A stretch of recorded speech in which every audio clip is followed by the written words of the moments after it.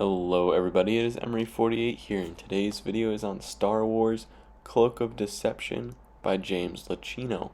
This book takes place in 33 BBY and is the same year as Maul Lockdown. I'm still working on catching up on the books from 33 BBY that I accidentally skipped because I got too excited to watch The Phantom Menace.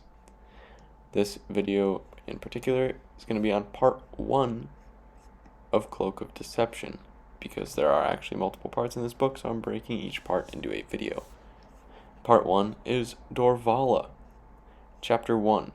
A Trade Federation freighter, the Revenue, commanded by Dauphiné, is at Dorvala collecting Lamite ore and paying well under the agreed-upon price. But as we have seen in previous stories, the Trade Federation has already wiped out all competition and other buyers in this region of space. Dorvala has no choice but to accept any payment from the Trade Federation. The Revenue has been infiltrated during an attack. The Revenue is under attack by the Nebula front, led by Captain Cole and his ship, the Hawkbat. Chapter 2. Captain Cole is among the troops infiltrating the Revenue. They move to leave the hangar as it is being sealed off from the rest of the ship. Cole and 5 others made it to the bridge of the Revenue, taking captive Dauphiné and the rest of his crew. The Nebula front are here to steal Erodium from the Trade Federation, a currency used by Outer Rim planets to bribe the Trade Federation and stay on their good side.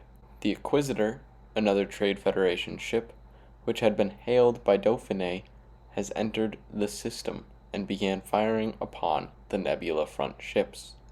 One of Cole's soldiers, Boyne, has set charges on the Revenue's fuel driver to explode the ship in an hour. Chapter 3. Qui-Gon and Obi-Wan have arrived on the Revenue. Their mission is to find out where the Nebula front's base is. Obi-Wan put a tracking device on Cole's transport. Cole and his team acquired the Erodium and set all of the Lamite to jettison. At the same time, Obi-Wan and Qui-Gon's pod took off, with them back inside after they placed the tracker. Cole returned to his transport with the Erodium and the crew that survived the attack. The Nebula front are leaving Dauphiné and his crew behind on the ship. Chapter 4. Qui-Gon and Obi-Wan followed Cole in their pods. Qui-Gon instructed Obi-Wan to start the timer on the thermal detonator in Cole's pod. Chapter 5. Dauphiné escaped the Revenue on an escape pod. He contacted Lagarde, the commander of the Inquisitor, and wanted to have them contact Viceroy Gunray, as he needed to talk with Gunray.